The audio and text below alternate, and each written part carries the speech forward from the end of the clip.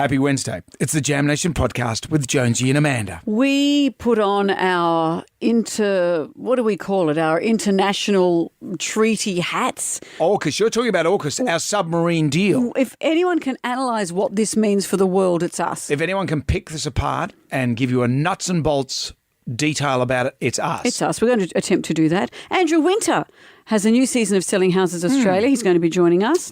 We rushed to the defence of Hugh Grant. They're saying that he was rude on the Oscars red carpet. I don't think that. I think he was just being English. We'll play it for you and see what you think.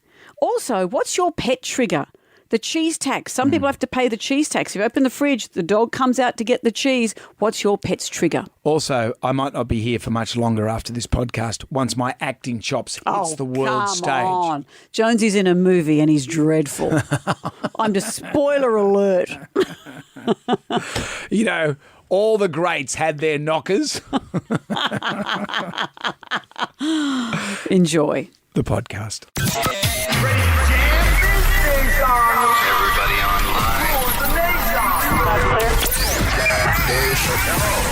Right now, by the miracle of recording, we had so many requests for them to do it again. Mistress Amanda. Miss Keller. Amanda. Doesn't work alone. Wow, this is fantastic. Her friend is in a back room making the tools of the trade. I've heard them describe him as a drunken idiot. Sorry, I've been drinking beer. The legendary pirate Jonesy and Amanda the actress. Hello, Wiggles. Congratulations, Mandy. We're on the radio right now. What is it, you can't Jonesy and Amanda, you're doing a great job. You have no empathy for anyone but yourself, you giant tool. Now's the time to hear good radio. Sorry, a bit of a tongue twist there. What are you, an idiot? Jonesy and Amanda are here. It's showtime, a-holes. We're on the air. Good morning, Amanda, my little dress-wearing friend. That's me. We're going on TV today, you and me. Your TV ready? Well, not really. I thought I'd wear a frock. Do you think, honest opinion, it looks like I'm wearing a dressing gown? No. Okay, because I put it Stand on up, this give us a morning. bit of a twirl. I'm not going to twirl because of my hip, but I'm Okay. standing up. Give us a look at your bum. No. I want to see how it looks. Well, I'll be sitting down on the... We'll say why we're on the television. Oh, we're on Larry and Kylie's show. That's right. We like seeing Larry To celebrate and our 18th year. 18th anniversary. Yeah. So I'm wearing a dress that I feel very comfortable in and I really like, but there is a notion of brunch coat about it. No, it looks very good. Well, I like thank the you. colours, they pop. Thank you, Brendan. You're wearing white, so Yep, well- have you bought a backup in case something happens? If you're wearing white, chances are you'll be in the spaghetti eating competition before we go on. Me and Larry are going to be in a spaghetti eating competition. No, it'll happen off camera, and then yeah. you'll wander on looking like there's been a massacre. I don't want to go in there looking like I'm wearing the Dolmio green. No, you don't want that. No. So that'll be good. And you're okay. I just worried that you're wincing just before. Well, you know what? I've had to come off my... Were you doing a Munz watch? Well, Munzwatch. Mate, we're going to... Munzwatch, get her on. Munzwatch. Happening now. So where are we today? Wednesday.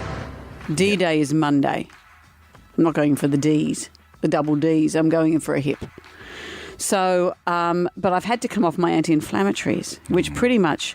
Because the last few weeks I had my drug regime, and I don't normally take anything, but I had a drug regime that was working. I could get through my day. Now I've had to come off the anti-inflammatories, and so the last 2 days it's just getting a bit creaky and really achy and sore. Just, I want Monday to arrive and then it's done. Yeah, well, don't worry. I'm here for you.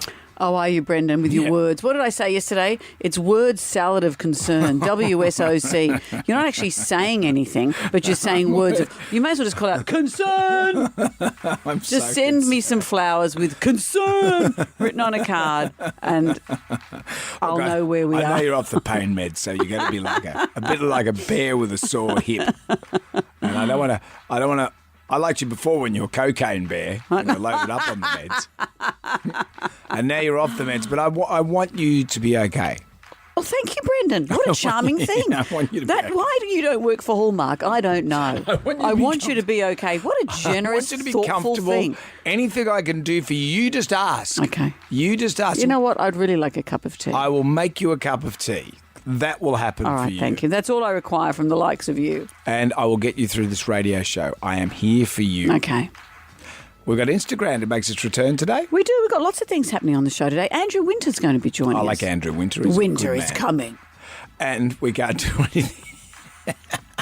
that what he says? Is I'm not asking him that. to Mrs. Winter. You ask that, I'm not.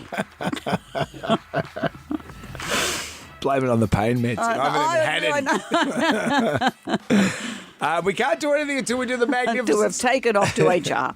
Magnificent Seven. Question 1. According to the phrase, when life gives you lemons, what are you supposed to do next? Podcast. Right now we're into the Magnificent Seven. 7 questions. Can you go all the way and answer all 7 questions correctly? If you do that, Amanda will say... What will I say? Give me something, Brendan. Well, I'm off the meds. You're off the pain meds, so you could say... How about I do that? If you go all the way, I'll go... But not until then. Deal? Deal. Are you all right? I don't know. You've I lost don't it. know. I'm getting a bit hysterical. But it's about getting question 7 right. Joel's in the Blue Mountains. Hello, Joel. G'day, how are we? Good, thanks, Joel. I want you to go all the way because I'm enjoying going. Yeah, I won't do it now. I'm saving it in case you go all the way, Sit on your Joel. treasures. According to the phrase, when life gives you lemons, what are you supposed to do next? You have to make lemonade. That's what you do. What herb is traditionally found on a margarita pizza? You got the cheese, you got the tomato, and you've got this herb. Basil? Yeah. It is. Or herb, as Americans say, to my annoyance. I want to grow basil. It never works, though. It's not very hardy. It needs a lot of water. It needs a lot of attention. Yeah, I find myself just buying it all the time, even though I've tried to grow it as well. It's not like and like your rosemary. other herbs, Brendan, that the police came around for that time. Wow. I thought it was oregano. Question number 3. What's on the box? Television. I'll turn the box on. What TV show, Joel, has this theme? I can't do this all on my own. No, I know I'm no Superman. I've never watched this show. My eldest son, loved it. Superman. And I liked it because he liked it. Do you know what the show is, Joel? No, I don't, to be honest. Joel, we don't want you to lie to us. Michelle's in St Mary's. Hello, Michelle. Do you want to hear the theme again? Good morning. Yes, please. I can't do this all on my own. No, I know I'm no Superman. I'm no Superman. Any ideas? Is it Scrubs? It's Scrubs. Did you put that question in there because I'm going to hospital next week? No. Gemma Ray, did you have anything to do with that? I don't think about it that much. Okay. You know I'm going to hospital next week. Remember that? Does that mean I don't have to be here? Yeah. You know, you're as bad as Jonesy as word salad of concern. It's a very minimal Actually, salad. There's no salad. No, there's no salad There's no at all. concern in that salad. No. How much does it cost to post a small letter right now, Michelle? Is it A, 80 cents, B, $2.50, or C, $1.20? A small letter. If you were going to send a small letter of concern to Amanda in the hospital, I'll be paying $1.20. That's right. you answered that with a degree of authority. I can't remember the last time I posted a Send a letter. Are you letter still lately, sending Michelle? letters, Michelle? Well, that's how I know, because I sent one the other day and almost died. $1.20, my goodness. Yeah. The only letters we seem to get these days are from nuts, and That's not true. we get the odd nut letter. Oh, yeah, but most of the letters we get are nice, saying, you know, well done on your 18th birthday and happy birthdays and things. They're not, When do I see those ones? I just get the ones that just, well, maybe it's the nature of you. Question number 5. What sort of electricity do you get when you rub 2 balloons together and they stick together? What's that called? Static. Static electricity. Which game features these instructions? Players take turns removing one block at a time from a tower constructed of 54 blocks. What game would we be playing? Is that Jenga? It's Jenga. Which brings you to question 7, You're Michelle. a bit of a dark horse. Here we go. The governor of popular tourist destination Bali is looking to ban what for tourists? Riding motorbike. You've done it, Michelle. Outrageous. Yeah, they're saying that, you know, all those mercurochrome bandaged people, they're saying that there's too many nasty accidents. They're looking at banning them. When I was over there in Bali, I said to the guy there, our little guide guy, I said, so with the scooters and stuff, you have a lot of accidents. He goes, no, we don't have any accidents. I said, oh, really? You hear that you have a lot of accidents? He goes, oh, no, for you white people, you have a lot of accidents, but the Balinese don't have accidents. That's the problem, though. You get people that don't ride. No, and then they rent really powerful bikes and things Yeah. too. I know in Bali it's just scooters, but you can also get big stuff. You can get big stuff in Bali. Congratulations to you, Michelle. You've won the Jam Pack $150 facial voucher for the Skin Clinic Concord. Highly experienced and passionate therapists delivering excellence in skin integrity. A HelloFresh meal kit. Plan ahead with delicious seasonal recipes from HelloFresh. And Jonesy and Amanda Coach, choose Vita Calorie and some standard pencils. Michelle, anything you would like to add to this? That's just absolutely wonderful. And Amanda, where's my woohoo? Oh, well, see, you're only going to get one of those if you went all the way. But you know what? Because I like you, Michelle, I'm going to do it. That was pretty much it. And I hope it was worth the wait, Michelle. Thank you, and good luck on Monday. You're very sweet. Thank you very much. Jam Nation. WSFM, hello there. It's Jonesy and Amanda. The Magnificent Seven wrapped up early in the show before, so that means that we have a little gap, just a small little gap. And really the Sally's easy putty fixing the show is this. Jonesy's brain was resting in a hot, dense state, but then he came up with the idea of the big fat wait. Charlie Chaplin, rats and cheese and Japanese vending machines, aeroplanes in Africa are in a mess, a disaster. Math, science, history, none of it will ever be included here in Jonesy's big fact.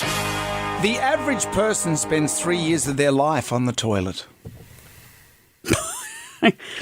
Right. Some more than others. Right. Do you think that's a good use of your time? I think that's... Would you, if you had a choice, would you want to do it all at once and then it's done? Just get it all out of the way. Or do you enjoy the daily? So does that mean you've just got 3 years of all at once? All at once. No one would want that. I've often surely. thought about this, when you build up gas and you need to let one go. What if you had a situation in the day where you could just go out and just let it off so you're all safe? But you'd have to go into a special area because you'd have to let off. Like a smoking area. Yeah, but there'd be a fair bit that you'd let off. And, and you couldn't just have an individual space. You'd all have to go into, like, in Japan, they have designated standing up smoking areas in the train stations. Yeah. You'd go into the farting area. Yeah. You've got teenage boys. I've been living in a farting area for 20 years. Math, science, history, none of it will ever be included here in Jonesy's big fact. On the show today, winter is coming. Andrew Winter is going to be joining us. We've got Easter show tickets to give away. And Instagram. If you want to win a couple of $1,000, give us a call. Jonesy and Amanda. Jam Nation. Podcast. Top of the morning. What's on the menu today, good sir? Some sort of shenanigans. Look at you in pain. Oh, look. I have to come off the anti-inflammatories this week because it's, I'm heading up for surgery and I think they're blood thinners. I remember this happened, we went away over the Christmas holidays and I was on these anti-inflammatories for a little period of time. I thought, this is good. I can put off my hip surgery for ages. I feel good now. And then you come off the anti-inflammatories and you go, that's right, this is the true state of affairs. Yep. All right, I'm going to flick through the Jalmanac, our big book of musical facts. On this day in 1998, Madonna scored her 6th UK #1 album with her 7th studio album, Ray of Light. Up until that point, no other female artist had achieved more than 3 UK #1 albums. It won the Grammy for Best Pop Album and the MTV Europe Music Award for Best Album. In true Madonna fashion, the singer caused a stir during her performance of this song at the MTV Video Music Awards. The World Vaishnava Association, a religious group, criticised Madonna for wearing a Hindi mark on her head during the provocative performance, which included a simulation of a sex act while wearing a see-through top. See, that'll do it. Because the symbol's supposed to reflect a dedication to God, the group claimed the whole production was a mockery and offensive to Hindus and yogis. And she wasn't even on the project. Anyway, I love this song. Let's play it. Oh, this is great. Love this. Jam Nation. Look, let's talk submarines. Let's talk AUKUS. That's right. AUKUS, AUKUS, an What does it acronym stand for? of Australia, United Kingdom and the United States. This is a Western security pact designed, as you can see, you and I leading experts on this, designed to supercharge Australia's defence capability and enmesh our military-industrial base with those of the US and the UK. For us, it's great because submarines are going to be built in South Australia. And I think it's not... I mean, the big point, I guess, is that America and the UK get to have influence in the Pacific to stop the progression of China. I think that's the story, isn't it? Am I underselling, overselling? I look at these stories and my brain collapses a little bit, so don't quote me on anything I'm about to say. Well, but I think that's what it's about. You know, when we get these submarines, we might not have trouble from China. We might have trouble from someone else. Well, did you see the Batuta Advocate? Government spends $368 million, $368 billion on some submarines that will halt China's invasion by 14 hours. So this is the deal, wasn't it, that Scott Morrison did that upset the French? Yeah.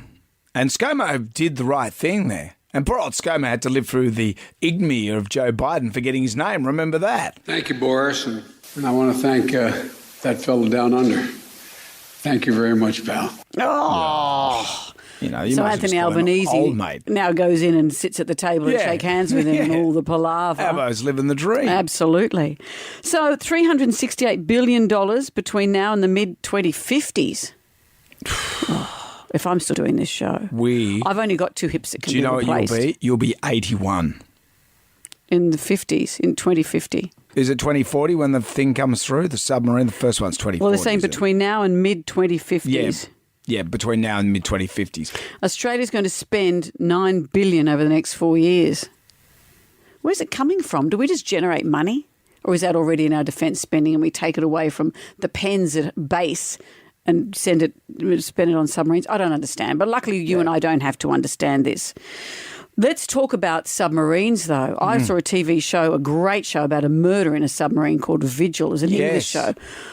The idea of going into a submarine just freaks me right out. I'm well versed in submarines. I've seen Hunt for Red October many, many times. And the one question I'll ask about it, why do they have windows in them? Because you're down so far you wouldn't see anything. We've had some major advances in pressurised windows. It's not about the pressure of the window. It's so dark that deep down. You might just see one of those fish with big jaws and that big light that hangs over its head. Yeah. But you're not I saw going one of those on the Fairstar once. You're looking in a mirror after a few drinks. But you're not going to look out and see other boats coming at you. The whole movie, The Hunt for Red October, they're trying to find Ramius, which was Sean Connery's character, the Russian submarine captain that sounded like he was Scottish, but he was trying to defect to the Americans. I don't think I've seen it. You've never seen The Hunt for Red October? Or if I did, I didn't follow it. So they're trying to find him, and there they are. He's in a submarine. He's in a submarine, but they're in a submarine. They're tracking him. What I'm saying is they're right next to each other, but they're using all that sonar. If you just open the window, they're there. Open the window? Not open the window, pull the blind up. Well, they could tell us they're spending all this money and just say, look, it's out there. And we go, oh, that's nice, because we can't see it. We don't know. It's like Wonder Woman's plane. Yeah, they're taking us for a ride. Wonder Woman, you've got a plane. Where is it? Just run around and see if you can find it. Well, Wait till it rains and look for the plane-shaped dry patch. But being in a submarine, the idea of it's closed quarters, obviously. Yeah. But the idea that you're so far underwater, I think you'd have to. It's like have you ever put your head in an MRI machine? It's terrifying. You just have to breathe through it, but it's so claustrophobic. And knowing that you're underwater that far down in a small tube, I would wake up one morning and go, oh, my God! If you let your brain think about it, it's all over. I would rather, even though I'm claustrophobic, be in a small capsule in space than in a small submarine depths of the ocean. In space, you've got no chance. If the ship collapses in space, you can't breathe. Oh, I just want to die at and breakfast. You can't float I wouldn't care. No, but I think there's something calmer because you do have a window and about being above. It's not about survival. It's about I can do this job because I'm up here somehow. I'm sure if under there, I couldn't do it. It's got an inspection hole window type thing. There'd be a little porthole. Sure. So you take it, it's Jeff's turn to look out the window. Jeff, you've been hogging that. Right. What are you looking at, Jeff? Harold Holt? That fish with the little bowl. Anyway, that's maybe a that's something you put to the pub analysis test later on. What? Whether you and I should be doing analysis on submarines? No, what would you rather be? Which one passes the pub test? Being up in space or being under the water? Because I met a submariner once. What did he say? Or she? He said that it takes a certain type to do it. You've got to be short. You've got to be. Yeah, you can't be over. I think it's 6 foot. And imagine the psych tests. A few years ago. The psych tests, because you're in that space. Now, you're a Pisces. Yeah. He's the Capricorn. You're just not going to get on. Yeah, Johnny Farty Pants, you're not going to be on this. Jeff, stop looking out there. Your window hog. Imagine if the maths team put them together. What a disaster. Jonesy and Amanda. Jam Nation. Podcast. We've got a new pet at home. Oh, a cat? No. A fishy? No. A birdie? No. Another dog? A huntsman. And we get lots of huntsmen and I don't mind them. But because I get up earlier than everybody else in the universe at home, I saw, it's a big one, and I saw it in the bathroom. And I just kept going about my business, and I turned around and it wasn't there. It just scuttles everywhere. Then I went to the loo and I said, oh, it's here. And I thought it's going to freak the other people in the household up. Because remember I've told you that story when Harley first came to Australia from New Zealand. Because they have no spiders. They've got no spiders. So it's taken him a while to adjust to the fact. He doesn't mind huntsmen, but it's taken him a while to adjust. When he first came here, he woke up in the middle of the night and there was a spider on his ear. Oh. And he went, "Whoa!" And he had a girlfriend at the time. We weren't married, just so you know. How did you feel about that? And he said, there's a spider. And they stripped the bed and said, what are we going to do? And they looked everywhere and he said, it was on my, and he reached up to his ear and said, oh, actually, it was my earlobe. How that relationship survived that day, I don't know. But he's not as bad with spiders now. But it was a big huntsman, and I thought, it's sitting just above the toilet paper. It's going to freak someone out. But I didn't have time to deal with it. Normally I just put it in a jar or take it outside or leave it there. Anyway, it wasn't seen for the day. And then Harley yesterday said, oh, I found that huntsman. I said, where was it? He said, it jumped out of my towel as I tried to dry myself. Great. So that, no one, even someone who likes spiders does not want that. And I saw it again this morning, still lurking in the bathroom. I'm not squeamish with them, but I did, and I don't, when I was wearing a full-face helmet one day. No, I wasn't inside. Inside the helmet. And it was a helmet that I hadn't worn for a while. And did you just see one leg come down? Just a leg, and you know where everything is, that's a spider, but there's nothing you can do. Inside, as you're riding? Yeah, inside as you're riding. What a nightmare. And I just thought, and you just find a place to pull over and of course you're on a place where you can't pull over. So just you have freeway. You have a deal. You just say, you stay right where you are, pal. But it was so close to them. But if you had a spider fear, you'd like freak. if that for me was a snake, I'd have just gone into oncoming traffic and let the universe decide. No one wants a snake in their helmet. No. Jam Nation. We're ready for the grab right now. Who wants some free money? Instant. Coin, cash. Moolah. I like the sound of that. Jonesy and Amanda's Instagram is here. 10 questions, 60 seconds on the clock. You can pass if you don't know an answer. We'll come back to that question if the time permits. There's plenty of time, by the way. 60 seconds is ages. Yeah. Ages. So that's what we say. You can build a submarine in that time. If you don't know it, say pass, because then we can come back. But if you get it wrong, game over. Yep. But if you get that right, you get $1,000. And not only that, you get $1,000 and you can leave, take $1,000 and go with our best wishes. But if you answer one other question, you can double your money to $2,000. Louise is in Wollongong. Hello, Louise.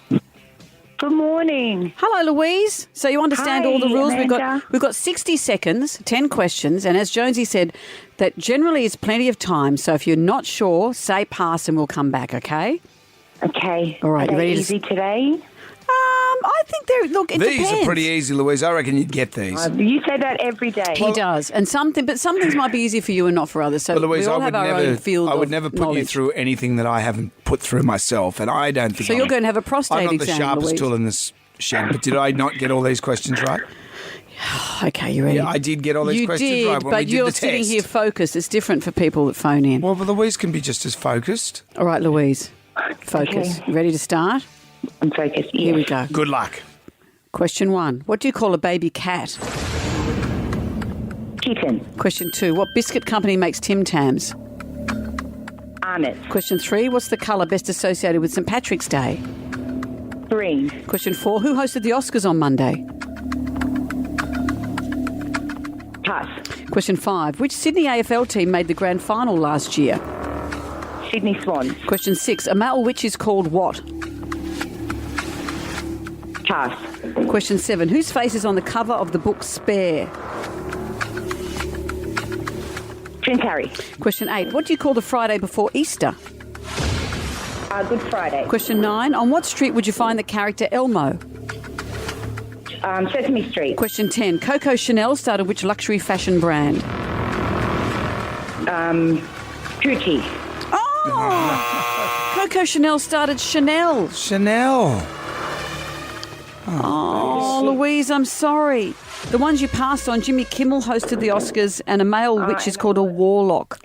That was my husband that whispered Gucci. Oh, Oh, well, you Don't give him a listen to nipple your- tweak. Don't listen to your husband. Don't give him a nipple tweak. That might escalate things. Well, you get $100 to spend on your groceries this week, Louise. I'm sorry it didn't work out for you. There's going to be trouble. worries. There's going to be trouble at home, Louise. I can say it now. I told you it was wrong. I was going to pass. Jam Nation. I saw something that made me laugh on TikTok the other day. I'm not even on TikTok. Is I it just that look at couple? reels. Is it that couple that's singing it with each other and she falls off the stage? That's hilarious. I just put that on my Instagram. It's not that, but this is a couple singing. Are they Greek? Look, they look Greek. They start singing a duet. And she just slides, she just bounces off the stage on a cushion. And then they piss themselves laughing. Yeah. They try and keep singing. It just reminds me of us. Yeah, that's how we would do it. We'd try and keep going, but you wouldn't be able to stop laughing. And it would be you just sliding down and bouncing down the stairs. No, the thing I saw was about dogs. And you know what it's like when you open the fridge door? There are certain triggers in your house where the dog just appears because they've heard the car keys or they've heard their name called and they know they're going somewhere or whatever. But I like the idea of if you're opening the fridge and you're getting out cheese, well, the dog has to be part of it. The cheese tax, the cheese tax. You gotta pay the cheese tax every time you're cooking. When the cheese comes out, this puppy comes looking. The rules are the rules and the facts are the facts. And when the cheese drawer opens, you gotta pay the tax. The cheese tax, the cheese tax. Hand it over quick or things might get ugly. I can get really loud, I'm a really barky puppy. I'm not just asking cause I'm looking for snacks. This is real important business and you gotta pay the tax. The cheese It's so cute. That's been in my head all night. And people have uploaded that song with shots of their dogs' faces just appearing at the fridge, and you've got to go, oh, okay, and giving them a piece of cheese. Because if you're eating cheese, that dog's you've got to pay the tax. You know, we've got a part-time dog. Your daughter's boyfriend's dog. Yeah, my daughter's boyfriend, to curry favour with my daughter, he bought a dog. And we've become very attached to this dog. See, I knew you'd love it. No, I love the dog. It's a great dog. But I do say this to my daughter: you can't own a dog because you can't look after it. Even with a part-time dog, the dog's sitting there starving to death or needs to go for a walk. And I said, well, you got to take her for a walk. She can't even walk a part-time dog. So I'm just a pragmatist, but I do love the dog. But if you get a slice of cheese, the dog's looking at me. Yeah, you've got to. Do you share it? Do you? Well, no. I said to my wife, I said, well, what's the dog doing? Cheese tax. Yeah, she said she wants some cheese. It's the cheese tax. I didn't even know dogs ate cheese. Well, but it's not just that. There are different triggers.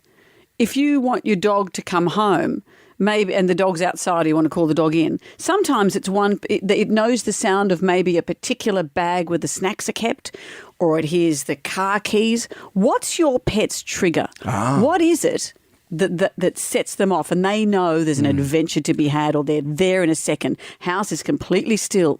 You make one noise and bang, there's the dog. With this dog, you can't say ice cream in front of it because the dog eats ice cream and it knows what ice cream means. You can't say ice cream. You've got to spell out ice cream. And you struggle with that. You've just struggling walking, ice talking cream. Can I walk. have some ice cream? Yeah, I know. Terrible. Spell check. All right, pet trigger. What have you got? 13 WSFM is our number. What about this? If you're our man of the match, dinner to the value of $300 at Hurricanes Grill. Feast at Hurricanes Grill restaurants in Circular Quay and Brighton Sands. Jam Nation Podcast. Tribal Drum is beating for pet trigger. Just opening up the cheese at home. Yeah, if you open the fridge and there's cheese, you've got to pay the cheese tax. But what's your I didn't know pet's that was trigger? a thing. Well, I do. Every time I get out some shredded cheese or whatever, a piece of cheese, dog has to have some. It does lead to some smelly flatulence for us both. Your dog as well, you have to spell walk. You can't say the word walk. Border Collies are so smart. You have to be so careful with it. And say, if the word car, because she pricks up her ears for that. So you've got to be so careful. I dare say you can communicate with them easier than someone from Married at First Sight. That's probably true. Though Harley yesterday claimed the dog was talking. I said, what do you mean? He said the doorbell went. And he said to the dog, who's there? And he said the dog said, don't know. I said, you need to get out more. What's Harley doing? I know. He's taken my meds. He's been into your opioids. Cheryl's joined us. Hello, Cheryl. Hi, how are you? Very well. What sort of pets do you have? I have 3 Border Collies and a Kelpie. And what are the triggers for them? Well, most of them have little triggers, but my female Border Collie, the rest are males, I just have to say Mickey as in mouse, or wombat, and she'll bark. So Mickey Mouse and Wombat. Mickey Mouse. Oh. Is the dog there with you just now? sent her off. Yeah, they're in the car. So I say Mickey Mouse, and she goes mad. Try the other one. Try Wombat. Wombat. Wombat. Yeah. Wombat. So cute. Oh, that is so cute. How responsive. Can we hear Mickey Mouse one more time? Mickey Mouse. Gee, Wow. this is great. Love it. Thank you, Cheryl. Cheryl. Jonesy and Amanda. Jam Nation. Podcast. Good morning. Do you mean to wish me a good morning, or do you mean that it is a good morning whether I want it or not? All of them at once, I suppose. Hello there, and thank you for putting that earworm in my head. The cheese tax, the cheese tax. You should explain this. Cheese tax every time you're cooking when the cheese. It's this thing I've seen on TikTok where people upload photos of their dogs hanging around the fridge when you're getting the cheese out, and it's a cheese tax. You have to give them a bit. It's just what happens. How much cheese do you give the dog? Oh, if it's shredded cheese, just a couple little bits. Mm-hmm. Yeah. Yeah, because our part-time dog, Lila, when she's standing there, I'm not too sure of how much cheese. Don't give them much. And also, Harley once cut the top off some brie and gave it to the dog. I thought I was dying in a fog that night. It was horrendous. That would have been a gas fest. It was dreadful. Dreadful. So for some dogs, maybe it's cheese. Sometimes maybe I think Harley treats your dog as a garbage disposal. Oh, Would that be very fair much to so. say? Yeah, something's on that. Remember, for years we didn't feed the kids avocado because if it went on the floor, the dog didn't eat it. So we cut that out of the diet. It's like the Flintstones. You're under the sink. Yeah. It's a living. But for some dogs, maybe the trigger is the fridge opening and the cheese packet coming out. Yep. Other pets have other triggers, and that's what the tribal drum is beating for today. Julie has joined us. Hello, Julie. Hello. Hello. What's the pet and what's the trigger? She's a Lakeland Terrier, and she can be sound asleep upstairs, but as soon as the vacuum cleaner is open, she's there and waiting to a vacuum. Oh, we're having trouble your hearing phone you. line's terrible, Julie. Try We might again, Julie. Yeah. I think we got the gist of it, though. So it's the vacuum that sets her off. But in a good way or a bad way? No, Yeah. sorry, Julie. We'll just say in a bad way. All right. Jenny has joined us. Hello, Jenny. Hello, how you going? Very well. Great. What's the pet trigger? So we have two little kittens, two rescue kittens, and we clean their teeth every second day. Oh. And so my husband and I now have to spell the word teeth because when they hear it, they run. Of course they do. They're cats. But cats, I've never had a cat. A cat's like dogs that they learn trigger words as well. Yes. Yeah. When you open up a can of anything, cats. But that's not a word. No, but they can hear that. They can hear the stuff. but obviously they know they recognise the word teeth. Mm. Yeah, so they're off like a shot. But why do you clean their teeth, Jenny? Well, we've had cats in the past, and the last one we had, he had to go into hospital every year to have the plaque cleaned off his teeth. So, there's special cat toothpaste and special cat toothbrushes. Oh, no wonder they hate it. What a chore for you. How many scratches you got on your arm, Jenny? Yeah. It's a two-person job. Yeah. Yeah, I bet. I would imagine. I'd run as well. Can you film that next time and perhaps post it somewhere? I will do my best. Okay. Yeah, Thank good you, luck with Jenny. that. Yeah, that's crazy. Because our cats, we had two cats, and what would happen, because the cats had come to me, was they wanted to be fed, because no one in our house would feed the animals. And I'd yell out to the kids, feed your cats are starving to death. So they would come to me to complain, So and then you'd I'd yell at yell your at the kids. kids. So it's this whole circle, of but yell. keeping the teeth clean is interesting. I know this for dogs. It can prolong your dog's life by several years by getting Sure. its teeth cleaned. I'm not cleaning a cat's teeth. Life's too short to clean a cat's teeth. I want that on a T-shirt. I'm from the era where my dad, if the cat looked a little bit unwell, he'd go, "Oh, let's had a good innings, off to the vet," and that'd be here's it. 2 bricks. That's what they did. Hello, Ashley. Hi, guys. How are you? Very Great, well. Ashley. What was the trigger? What happens? Bath. Oh, yeah? I have a 4-year-old pug cross cavalier, and if you tell her that you're going to give her a bath and you don't, she will ignore you. Oh. So she likes a bath. Yes, very much so. She'll tell you when it's time to get out. She'll tell you if it's a little bit to less of the shampoo time. But if you say to her that you are giving her one and you don't, she will ignore you. She will actually go and sit with my mum or my dad and stare at me across the lounge room. And pugs have got such a little expressive face. Oh, it's all eyes. It's all eyes. Wow. So if you say bath and then you get waylaid and something else happens, big trouble. Yep. She's very judgmental. She should have been called Princess, not Rosie. Oh, that's great. So a dog that likes a bath, that's unusual for starters. I thought dogs liked baths. No, I didn't think they did. Mine, well, there's a mobile or a dog wash that's part of the car wash up the road from us. And I once took the dog there and she hated it so much that if we walk past there to get to the corner shop or whatever, she will bolt past. I have to keep her on the lead and she'll look the other way as if to say, look over there. I'm ignoring this. Look over there. Is that why you strap it to the roof and run it through the car wash? That'd be a solution. And clean her teeth while we're at it. Jam Nation. Let's get on down to the Jonesy and Amanda after the pub test. We started talking about the AUKUS submarine deal, and who would have thought that we'd be all over this? We know this better than anyone because you love a nuclear-powered sub compared to those diesel bangers, because the diesel ones, they have to come up for air every now and then to get to air in for the And these ones generators. don't? No, the nuclear sub can stay underwater for months. Like months. Months and months. And imagine being a submariner where you are underwater for months. We were talking about this earlier. I have claustrophobia. The idea of being in a submarine, and you'd have to breathe through the notion of it, to know that you're in a tube that's that far underwater, it would just be so hard. And I would probably wake up one morning and just freak out because the reality of it would hit me. But at the same time, you'd be in space. I would rather be in a small capsule. I'd hate that, but I'd rather be in a small capsule in space than underwater, because there's a window, because I feel above things is easier than underneath things. Yeah. And in space, no one can hear you scream. Oh, I'd make sure they did. Well, we thought we'd and you get a bit discuss chucky. this in You get a bit chucky in space. You're chucky. You're not going to be chucky underwater. The idea, though, of being underneath that with all that stuff on top of you, it's really, really I've seen Hunt hard. for a Red October, and it looks all right. You got Sam Neill down there as well. Well, that better be all right. And Sean Connery. We have to hotbed. Moneypenny and Pussy. Which would you prefer, Brendan? Would you prefer to be not Moneypenny or Pussy?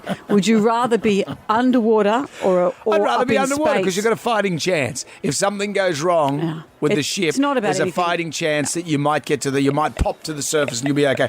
In space, if your spacecraft blows up or there gets a hole in it, you're cactus. For me, it's not about surviving anything, because just the day-to-dayness of it, I couldn't survive being underwater. I would say more people would prefer being in a submarine. I disagree. All right, this is what we're putting to the pub test. A submarine or space? Which passes the pub test? Jam Nation. The Oscars wash-up, by and large, a successful Oscars. There was no slap. There was no trouble. But, if that's how we're going to judge a successful Oscars, what's happened? There was nothing, no one being assaulted on stage. Lady Gaga had chapped lips. Well, apparently she was massively glam and then took all that off to perform her song. I don't even remember much of the song from Top Gun. Yeah. But she Danger just Zone. had jeans and a T-shirt, and people were complaining that her lips are very chapped and surely she could afford a chapstick. If you can afford to complain about Lady Gaga's chapped lips, maybe you can afford it's to worry about a sign other that things. we're heading out of the forest that was the pandemic. That's right. We complain about that. But one of the other things that got a bit of traction was Hugh Grant being interviewed on the red carpet by an American presenter, model, character called Ashley Graham. Have a listen and we'll work out what you think. Hugh Grant, you are a veteran of the Oscars, and you've been here a few times. Yeah. What's your favorite thing about coming to the Oscars?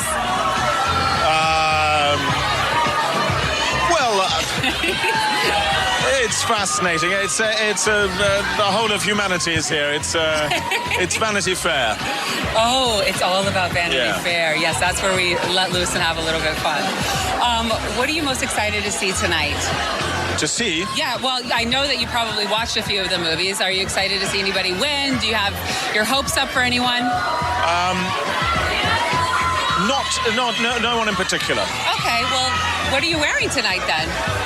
Just my suit. Your suit? Who Yeah. made your suit? You didn't make it. I can't remember, my tailor. That's okay. Yeah. So tell me, what does it feel like to be in Glass Onion? Well, I'm barely in it. I'm in it for about 3 seconds. Yeah, but still, you showed up and you had fun, right? Almost. Okay, all right. So All right, I'll let you go. But I just think that's two people that aren't aware of each other. Well, he copped some flack from Americans who said how uncomfortable that was, and it was his fault. Yep. If you're going to be at the Oscars and walk the red carpet, play the game. Whereas everyone else who seems to have had anything to do with Hugh Grant or has seen his films or has ever met him says, Hugh answered all your questions. That's just how he is. He's dry and he's wry and he's English. He referred to himself as having a face like a scrotum later. So he has, he's got a sense of humour about himself, but he doesn't play the game. Yeah. We've interviewed him a couple of times. He's always been...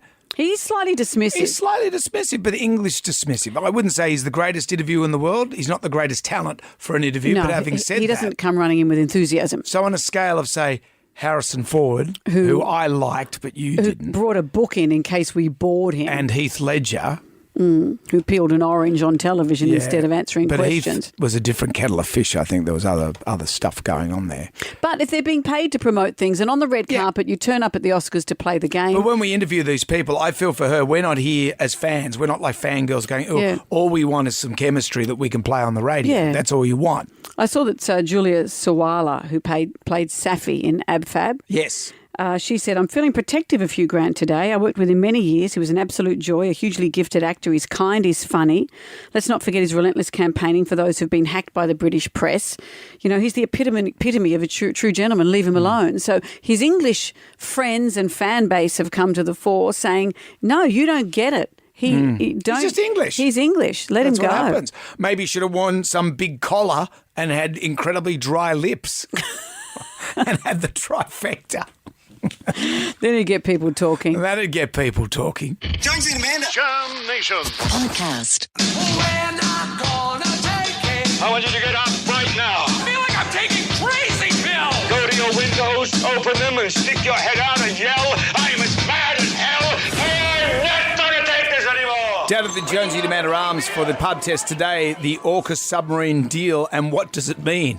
We're not talking about that. No, but maybe it means that more Australians are going to be in submarines. We're building them. Yeah. The idea of going into a submarine freaks me the hell out. I've got claustrophobia, but I speculated earlier that I'd rather be in a microscopic spacecraft above the Earth. How would you be in a underneath? Or not microscopic. I'd rather be in a small thing above the Earth than underneath the ocean. In a big thing. Well, in anything. I'd rather be over than under. I think you've got better chances if your craft fails underwater. You've got better chances of survival than you do in space. I don't even think about survival. I think of even surviving just 1 minute.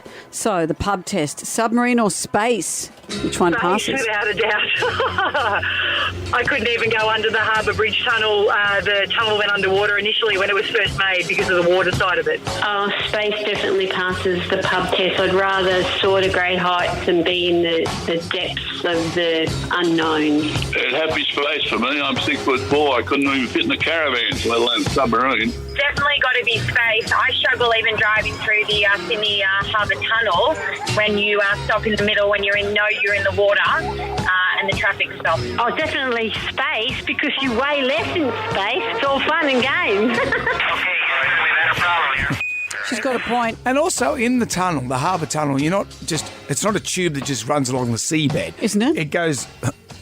It goes under the ground. They bored under the ground. But you've still got water above you. Yeah, but you've got ground above you, so it's a tunnel. Well, that's even worse. Oh, no, I'm never going in.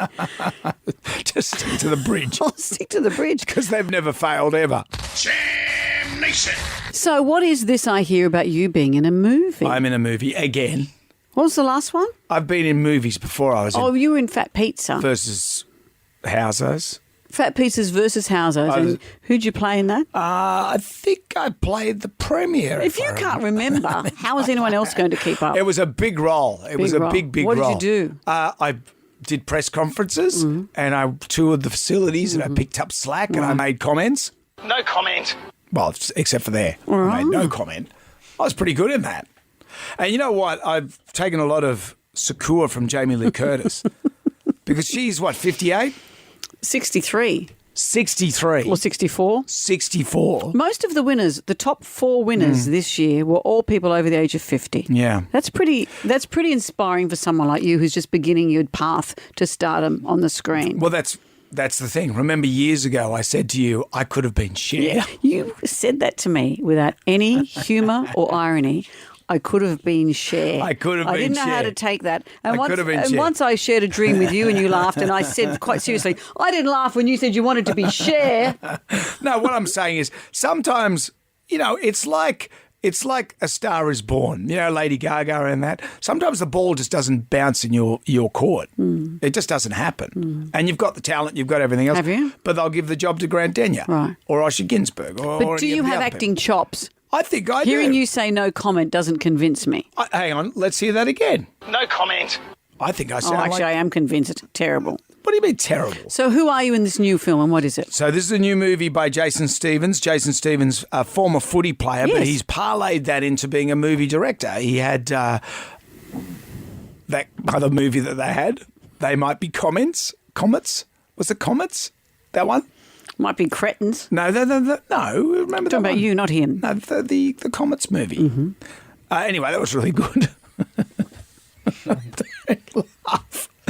But his new movie is called Finally Me, and it's really good. I liked it. And are you the star? I went to the premiere last night. I'm one of the people. What role do you play? Chasing Comets was the film. Chasing Comets. What a great movie. Go and see that. It's really good. I play an American fisherman called Joe who is looking for love. This movie, by the way, is set in the 90s, in 1994, and it tells the story of Sula. She works at a souvlaki bar, and she wants to be a part of the high school cheerleading squad. It's in America too, by the way. So everyone's got an American accent, but they're Australian actors. Yes. And you had to speak with an American accent. Yes. So, and I'm part of the new invention of internet dating because it was just burgeoning back then in the 90s. So my role is in the movie. It's probably one of the more pivotal roles. What do you have to do? I'm Joe. I have to sell myself on the internet. Have you got some? I've got some. I'm single, ready to mingle, and reeling the catch of the day. And I'm hoping that you fall for me, hook, line, and sinker. Now I like 'em big, no undersize for me. Yeah. It's very good. Wow. What, you don't like it? I didn't say that. I didn't say when I that. leave this place, I'm not going to thank you in my Oscar speech. I'm going to thank everyone but you. And when it comes to you, I'm going to say... No comment. Brendan, I wish you well. What's the film called? Which one? This new one. It's me. It's me.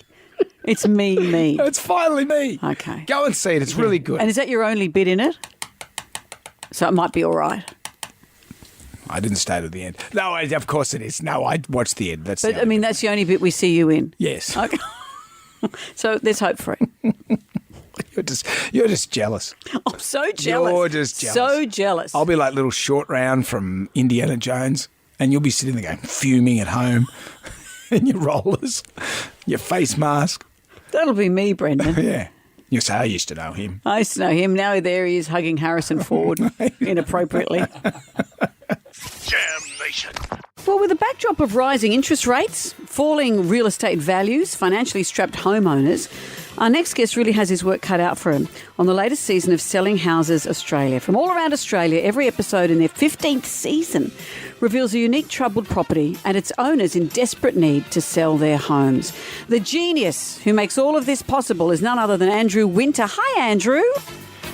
Oh, I like that introduction. Can I have that again? Of course you can. You can make that your LinkedIn profile. I wanted to say winter is coming. You must be sick of that. That's a couple of years ago, but yeah, it's quite good. And congratulations on your 18th. You can start drinking now. I know, aren't we lucky? Thank you. We've already started. This is an interesting season for you guys because the real estate market has changed. Did it change during the filming? Are you able to reflect all these changes? Oh, well, look, as you point out, Selling Houses Australia has been going a very, very long time. I started when I was only 21. Of course. And the issue is it almost reflects every season is different because of the good old market. And look, when this season was starting to be shot, it was looking like the market was quieting down quite considerably. And it's because we cover different areas, the results are very different. So we've got lots of surprises. The last season, everybody was hoping to get, $700,000 for their home, and they ended up selling in 2 days and got 800. This season is very, very different. There's good results, there's bad results, and there's a lack of results. It was a real challenge. We kind of knew it was going to be, but I think the biggest thing that was clear was the unpredictability about it. And the very first episode of the season kicks off in a mining town, and that's a whole another kind of market. Yeah. It's interesting, isn't it? I've got a friend who's a real estate agent, and he said he had to spend a lot of his time talking people down from thinking you make a small investment when you're wanting to sell your house. You spend 10 grand on it and you expect a major return. And he said this isn't always going to be that. You have to manage everyone's expectations. Yeah, you do. And unfortunately, because of the sparring building costs and lack of trades available and things like that, a lot of people that would normally be taking on a renovation project or something that needed lots of work are shying away from that and looking for anything in really good condition. So making your home, shine and sparkle and stand out from the competition in a positive way has been quite successful for a lot of sellers. But, even that old trick doesn't get you a price that probably was only the real value for a week. Yeah. And what's a town right now in Australia that no one else knows about that you would put your money into as far as buying an investment property or something? Are you ready? You ready for this? Yep. If I knew that, I wouldn't tell you. Because I'd have already bought there. And true. And you know what? The interesting thing is everybody asks about the hotspot. The truth of it is, in most parts of Australia, within every market, there's a micro market. And within that market, there's a good deal somewhere. It's not always obvious. And the trouble is, if media are all over the latest place being Newcastle or Geelong or wherever it is, you can guarantee you're too late. You needed to have done that before it had hit the media. So my tip for anybody, really, if you're trying to make money from property, is head to markets that you just know, because it's all about that sort of instinct and background knowledge. Because it's not just that, it's a seller situation. It could be the best town at the moment on the data, but often data's several months out of date. It can't be actually to the day. So when you're looking at data, it's quite tricky. It's not always as easy as it makes sense. So if you know a marketplace, you can at least you can sit back and analyse it sensibly. Whereas if you're in a town or a market you don't know at all, you are really relying on data, which, as I say, is a little bit out of date. I've got a vibe on Wittenoon. Sure that asbestos is bad, but, there's got to be one time when it runs out, surely. We're going to become an asbestos salesman. Yes, talk to Midnight Oil. You are a bit of a meanie in the show. And I know that's I don't obviously... think he's a meanie. No, sometimes you have to say, look at all your Dungeons and Dragons artefacts. They're dreadful and someone's crying. And I know in real life you're a lovely person. Do you ever hate yourself? No. I pride myself on that brutal honesty. Not enough of it around. Look, the beauty of the format of the show is that it's totally genuine. The homeowners we have are stuck in a situation where they're having trouble selling. We come along, and in most cases, across all 15 seasons, most of the homes get sold. So, yes, of course, it's reality TV and we're fly on the wall and all the rest of it. But the truth of it is the storylines are absolutely accurate. So there is always that. So that brutal honesty is there for a reason. You can't. But I'm just imagining the pair of you obviously live in mansions on the harbour. Of course we do. Domestic staff, so everything is perfect. Yes. But for the rest of us, the reality of day-to-day life, it just isn't like that. It isn't like a home staging set. But that's fine. It doesn't matter until you come to sell. It's just like nobody really tries to sell their used car without cleaning it up first. Yeah. It's just automatically done. It's just the same principle. So, man, you've got to get rid of you've got to get rid of your Dungeons and Dragons stuff. Never. You've got to get rid of it. No. Although I will say that the trend for obliterating any form of life and soul and warmth to a home, don't do that dead staging. It's horrible. Yeah. Staging, if you're going to do it so that the property reflects a little bit of the lifestyle that's going on in the house. Otherwise, it's bland. Yes, don't be too clinical with it. Just get one of those prints that you get from those homeware shops that just says bland and put it on the wall. Yeah. It's just a big word saying bland. Bland. Perfect. This is new. Blank canvas, ready to go. It's always great to talk to you, Andrew. Selling Houses Australia returns next Wednesday, March 22 on Foxtel. Andrew Winter, thank you. My pleasure. Thanks, Andrew. Jonesy and Amanda. Jam Nation. Podcast. It was a sad day yesterday. I went to a funeral for a friend of our show, Ron Keed, who'd passed away unexpectedly for me. Ron became a good friend. He was fantastic at restoring motorcycles, and whenever I looked at, and this is what they said in the eulogy, a lot of you guys here today have had motorcycles painted by Ron Keed. So whenever you look down at your petrol tank or your motorbike, you'll think of Ron. And, you know, my Harley with the flames on the tank, he did that. And that old Suzuki I've got, he restored that for me. But you met him through here. 2006, the Rolling Stones were celebrating their 50th anniversary. And we thought, well, why don't we do this? We'll put together our own Rolling Stones. And the only requirement was that they have to be of similar age and have the same name. So we got a Mick, a Ron, a Charlie and a Keith, put them all together. They had no musical ability. They had a little bit of musical ability. Mixed musical ability. So what we did was got people to train them, and then on a day, I think around this time of year back in 2006, we got them to perform Start Me Up at Circular Quay. Rolling Stones! Rock your socks off, okay? You start me up! You start me up and get the start! They had all the energy in the world.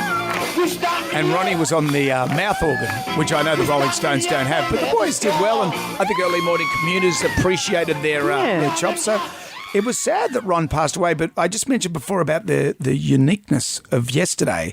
So after a funeral, you see everyone and you sort of process that. And I appreciate at our age, at 55, you start to, more people are dropping off the twig. And I didn't expect, as I was processing Ron's passing and what Ron meant to me, that I'd get a call from you, and I've never had this before, another friend of ours died. I got a call from Andrew Denton yesterday to say that our fabulous executive producer from our radio show, The Denton Show at Triple M all those years ago, Richard Mortlock, Krusty as he was known, had passed away. You gave him the nickname Krusty. Morning. He was a true maverick. He would, at 4 a.m, he would turn up in a seersucker suit and his cowboy boots, or a checked suit and his cowboy boots. He changed for no one. He was true to himself no matter what job he was in. He had been a 60 Minutes producer, but he was so instrumental in everything that was great about that show. And he had long curly hair that came out the sides. I remember once seeing him come across the street and I said, he looks like Krusty the Clown.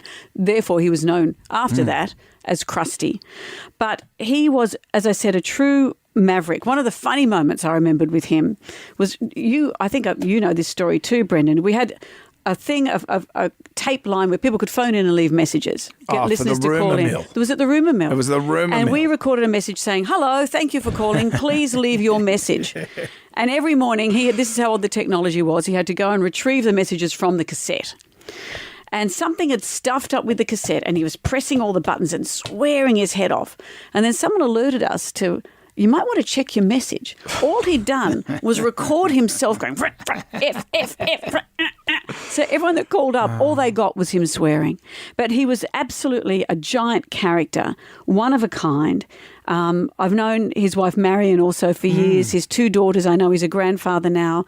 Those are the pivots. Those are the main pivotal loves of his life. He loved fishing as well. But what an absolute character. And I was shocked and so saddened to hear that he'd passed away yesterday. And to hear that news just when you're processing at a funeral, and then to hear more news, you just think, oh my God. Yeah. So be grateful for your friendships. Exactly. I was proud to have shared that time with him and thinking of his family and thinking of Ron's family too. Ron Keed, Richard Mortlock, you're fantastic men. Jam Nation. Everybody shout! Come on now, sing out! It's time for the Ghoulies get together. You can win $20,000 cash thanks to Hare & Forbes Machinery House. Just download the iHeartRadio app, go to WSFM, press the microphone, record your ghoulie. Easy peasy. What gets my ghoulies is when somebody rings up for a ghoulie, they don't even sound annoyed. This is how annoying sounds. That's what gets my ghoulies. It's true. That's a good one. She's nailed that. That's how annoying sounds. I know it. I work with it every day. I know it too. What else? My ghoulie is underpants. You buy a pack of 5 in an underpants packet, and they say, I don't know, size 8. They're not size 8. You put them in the washing machine, they end up being size 6. No one can wear them. So do you buy a bigger size, like a size 10, and then after you wash them, they're size 8? Or do you trust the size on the pack? Who knows? That's my ghoulie. Tell you what you do. You do what I do. I open the packets and I try them on at the shops. Straight out. And I come out like Pretty Woman in front of the mirror and I think, I wonder how these ones What do look. you think of these, What do you think everyone? of these? I get the shop assistant to give me some help. Well, and then in turn they have to go and get help. Yeah, and I get tasered and I go home. If only that lady sounded a bit more annoyed, that would have been a textbook ghoulie. Out with the bad, in with the good. If you dipped out, just go to the iHeartRadio app, record your ghoulie now. It is 4 to 9. Our favourite caller, email, or Facebook friend wins a dinner to the value of $300. Not 30, 300.